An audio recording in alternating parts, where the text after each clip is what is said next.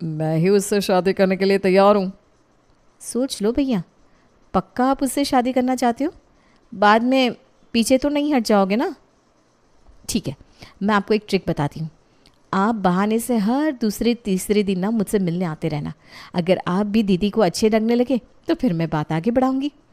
बहन की बात मानकर मोहित अब अक्सर ही आंचल से मिलने के लिए उसके ससुराल आने लगता है। गिन्नी और मोहित देखते देखते एक दूसरे के करीब आ जाते हैं और फिर गिन्नी मोहित के साथ शादी करने के लिए तैयार हो जाती है। दीदी, ये मैं क्या सुन रही हूँ? आप शादी के लिए मान गई? हाँ, ठीक सुना है तुमने। अरे दीदी, भूल गई अपनी बातें। आप ही तो कहती थी शादी बर्बादी होती है। हाँ, तो मैंने कब कहा कि शादी बर्बादी नहीं होती? गलत आदमी से शादी हो जाए तो शादी बर्बादी ही होती है, लेकिन अगर सही आदमी मिल जाए ना तो ज़िंदगी बेहद खुशनुमा भी हो जाती है। तो फिर अब क्या सोचा तुम दोनों ने? गिन्नी दीदी तो शादी के लिए तैयार हो गई हैं। देखिए, अभी भी समय है। अगर तुम दोनों की इच्छा हो शादी की तो मैं तुम्हारे लिए भी भैया जैसे ही अच्छे लड़के ढूंढ कर ला सकती हूँ। बाकी तुम्हारी इच्छा है। तुम चाहो तो अपनी बाकी की ज़िंदगी ऐसे ही अकेले रहकर भी बिता सकती हो। मुझे लगता है कि आप ठीक कह रही हो। मैं भी शादी करने के लिए तैयार हूँ। अब मुझे भी शादी से कोई एतराज़ नहीं है। गिन्नी की शादी करते ही रिंकी और पिंकी भी शादी के लिए तैयार हो जाती है और फिर तीनों ननद की डोलियां उस घर से उठती है। सुंदर, सुशील, टिकाऊ। लता अपने पति के साथ अपनी छोटी देवरानी शीला के घर उससे मिलने जाती है। शीला के बेटे की शादी अभी 2 महीने पहले ही हुई है। शीला उसे बताती है कि उसकी बहू बहुत ही अमीर घर से होने के कारण बहुत पैसा खर्च करती है। वो फिजूल के खर्चे करती रहती है, जिससे घर के महीने का बजट पूरा बिगड़ जाता है। शीला लता को बताती है कि ऐसी बहू लाकर अब वो तो पछता रही है। काश उसने कोई सस्ती टिकाऊ सी बहू लाई होती जो घर का खर्चा बजट में रखती।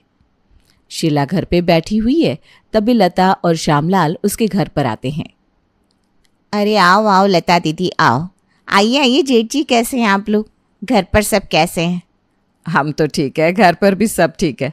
तुम बताओ, तुम कैसी हो और कैसी है तुम्हारी नई बहू? अरे क्या बताऊं, परेशान हो गई हूँ मैं तो। अरे भाई, क्यों? ऐसा क्या हो गया? अरे ये बहू इतने फिजूल के खर्चे करवाती है घर में कि पूछो मत। घर का पूरा बजट हिला कर रख दिया है इसने। अरे भाई, घर में नई नई है, बड़े घर से आई है, माँ बाप की इकलौती है, खर्चे तो करेगी। और फिर हमारे घर में एडजस्ट होने के लिए थोड़ा टाइम भी तो लगेगा ना उसे। अरे सब समझती हूँ मैं तुमसे पूरी तरह सहमत भी हूँ, लेकिन फिर भी इतना खर्चा करवाती है कि पूछो मत। क्या मतलब? मैं कुछ समझी नहीं।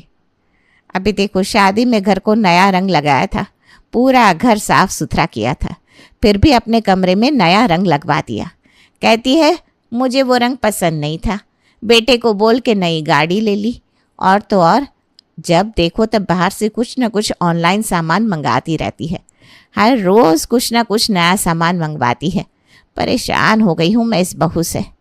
कुछ समझ में नहीं आ रहा इसका क्या किया जाए। अरे बाप रे। तुम अपने घर कोई अच्छी सस्ती टिकाऊ सी बहू ही लाना, नहीं तो तुम्हारे घर पर भी यही सब चलेगा। सही कह रही हो तुम। अजी सुनते हो, हम हमारे रवि के लिए कोई सस्ती टिकाऊ सी बहू लाएंगे।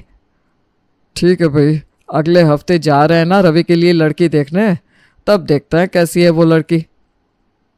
और लड़की देखने का वो दिन भी आ जाता है। माँ, पिताजी जल्दी चलिए, नहीं तो लेट हो जाएगा। माँ और पिताजी आते हैं और फिर सब लोग लड़की देखने के लिए निकल जाते हैं। लड़की का घर बहुत बड़ा और साफ सुथरा था। उसके माँ बाप ने अच्छे कपड़े और गहने पहने हुए थे। आइए आइए, हम लोग आप ही की राह देख रहे थे। आइए बैठिए। सब लोग बैठ जाते हैं। सुनो रीटा की माँ, जरा रीटा को लेकर आना। रीटा की माँ उसे लेकर आती है। रीटा ने भी बहुत अच्छे कपड़े पहने हुए थे और काफी अच्छे गहने भी पहने हुए थे। आओ आओ बेटा। रीटा सबको कोल्ड ड्रिंक देती है। कहाँ तक पढ़ी हो बेटा? जी, ग्रेजुएट हूँ। रवि का रिएक्शन देखकर पता चलता है कि उसे लड़की पसंद आ गई है। और आपको क्या पसंद है? जी, बाहर घूमना फिरना, फिल्में देखना, अलग अलग जगहों पर जाना। खाना बनाना आता है? जी वो सीख रही है, थोड़े दिनों में अच्छा खाना बना लेगी। और घर के काम वाम? जी देखिए, हमने हमारी बेटी को बड़े ही प्यार से पाला है, तो घर के छोटे मोटे काम वो नहीं करती। फिर हम क्या कहें? हम घर पर जाकर विचार करके हमारा फैसला आपको बताते हैं। सब लोग घर आ जाते हैं। माँ, अच्छी तो थी लड़की। अरे चुप कर, ना ही उसे खाना बनाना आता है ना ही घर के काम करने हैं। घर में आएगी तो बस घर के खर्चे बढ़वा देगी, बाकी कुछ नहीं। हमें ऐसी लड़की नहीं चाहिए। पर माँ, हमें इस घर के लिए सुंदर, सस्ती और टिकाऊ बहू चाहिए। नाराज मत हो रवि बेटा, तुम्हारे लिए एक बहुत अच्छा रिश्ता आया है। हम अगले हफ्ते उस दूसरी लड़की को देखने चाहते हैं। मैं उस लड़की को देख चुका हूँ और मुझे यकीन है कि वो लड़की तुझे और तेरी माँ दोनों को भी पसंद आ जाएगी। जी पिताजी। दूसरी लड़की देखने जाने का दिन भी आ जाता है। रवि, लता और श्यामलाल लड़की देखने जाते हैं। प्रिया का घर सिर्फ 2 कमरों का था। लड़की के माँ बाप और उसका भाई घर पर थे। लड़की सबके लिए चाय लेकर आती है। लड़की ने ज़्यादा गहने वगैरह भी नहीं पहने थे, लेकिन लड़की दिखने में बहुत अच्छी थी। क्या नाम है तुम्हारा बेटा? जी प्रिया। चाय थोड़ी फीकी है। जी हमारे यहाँ ऐसी ही चाय बनती है, ज़्यादा शक्कर क्यों खर्च करें? ऊपर से ज़्यादा शक्कर तबीयत के लिए भी ठीक नहीं होती है। लता को ये बात बहुत अच्छी लगती है। बहुत अच्छा बेटा, कहाँ तक पढ़ी हो? जी ग्रेजुएट हूँ, इसलिए तो हर चीज़ का हिसाब किताब बहुत अच्छे से रख लेती हूँ। अब लता को ये बात और भी अच्छी लगती है। घर का काम, खाना वाना बना लेती हो? जी। देखो प्रिया, हमें एक सुंदर, सुशील और टिकाऊ बहू चाहिए जो घर के खर्चे संभाल कर करे, घर के पैसे बचाए ना कि पैसे उड़ाए। क्या तुम ये कर पाओगी? जी मैं कर लूँगी। देखो, ये कहना बहुत आसान है लेकिन करना उतना ही मुश्किल है। एक बार सोच के बताओ। जी ज़रूर। आप बिल्कुल फिक्र मत कीजिए। प्रिया घर का सारा काम काज, खाना वाना बहुत अच्छे से कर लेती है। ऊपर से पाई पाई का हिसाब रखती है। जहाँ पर भी मुमकिन है वहाँ पर पैसे बचाने की पूरी कोशिश करती है। आपको इसे बताने की तकलीफ करनी ही नहीं पड़ेगी। हमें तो बिल्कुल ऐसी ही बहू चाहिए थी। रवि को भी लड़की पसंद आ जाती है। इस तरह से प्रिया और रवि की शादी हो जाती है। सब लोग घर पे थे। प्रिया सबके लिए चाय बना कर लाती है। प्रिया बहुत ही फीकी चाय बनाती है। जब रवि और उसके घर वाले प्रिया को देखने आए थे, उससे भी ज़्यादा फीकी। कुसुम और बाकी घर वालों को चाय बिल्कुल भी पसंद नहीं आती। प्रिया सबको चाय देती है। अरे ये चाय तो उस दिन वाली चाय से भी ज़्यादा फीकी है। हाँ, सही कह रही हो तुम कुसुम। सही है, उस दिन जो चाय आपने पी थी वो तो मेहमानों को पिलाने वाली चाय थी, वरना हमारे घर में चाय तो ऐसी ही बनती है जैसी अभी आप पी रहे हैं ना। इससे तो और भी ज़्यादा बचत होती है। मैं ऐसी चाय नहीं पी सकती। कुसुम चाय लेकर रसोई में जाती है। बेटा, कम से कम उस दिन जैसी तो चाय बनाओ। नहीं पापा जी, आज से सब लोग यही चाय पियेंगे। दूसरे दिन सुबह दीपक कॉलेज जाने के लिए तैयार होकर नीचे आता है।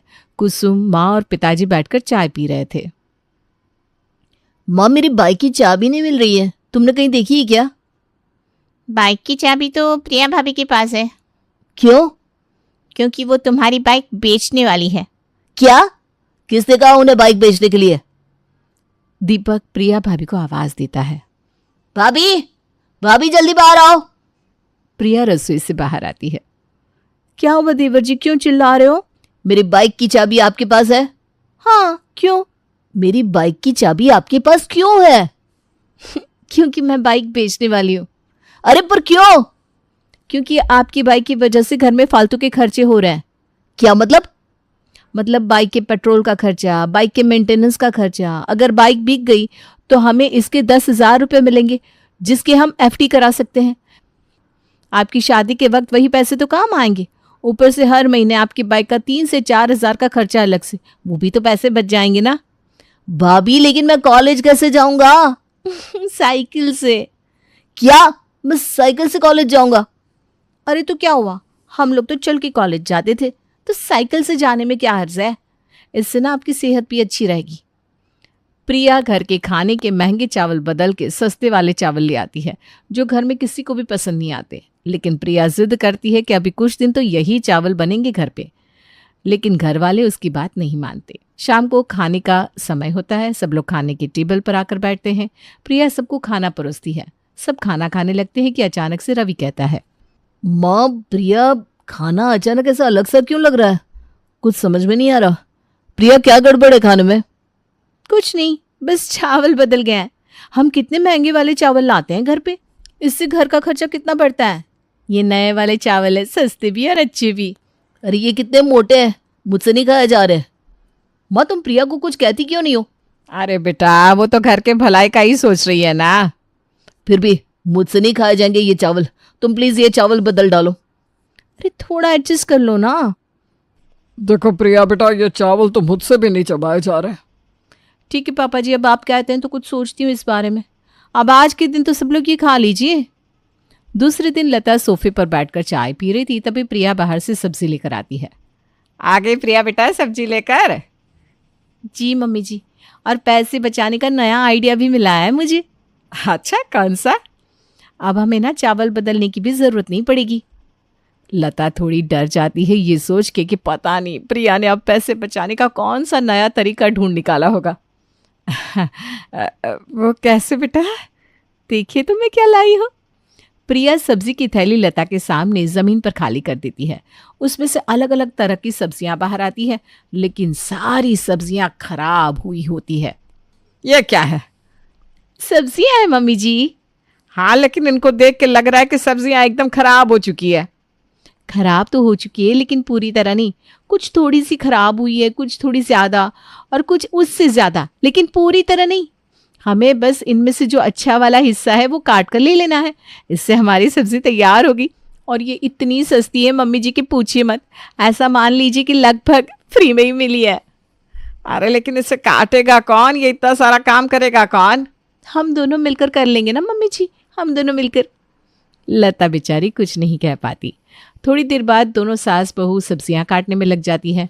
पूरी सब्जियां काट कर हो जाती है, लेकिन एक ढंग की कोई सब्जी नहीं मिलती। कहीं थोड़ी सी पालक मिल जाती है, कहीं थोड़ा सा धनिया, कहीं थोड़े से आलू, तो कहीं थोड़े से मटर।